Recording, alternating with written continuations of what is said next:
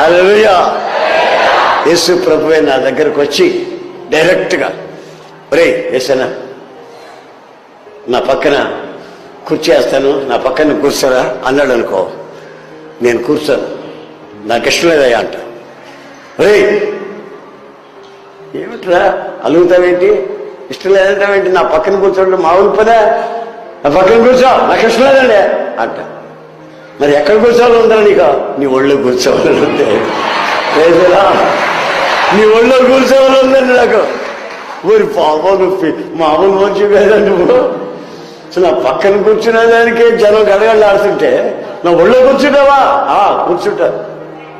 మరి ఎందుకు కూర్చోబెట్టుకో, కూర్చుంటా నీ ఒళ్ళో అని అంటా నేను. ఆమేన్. నిజంగా ఆ ధన్యత, ఆ అనుభూతి, ఆ ప్రశాంతత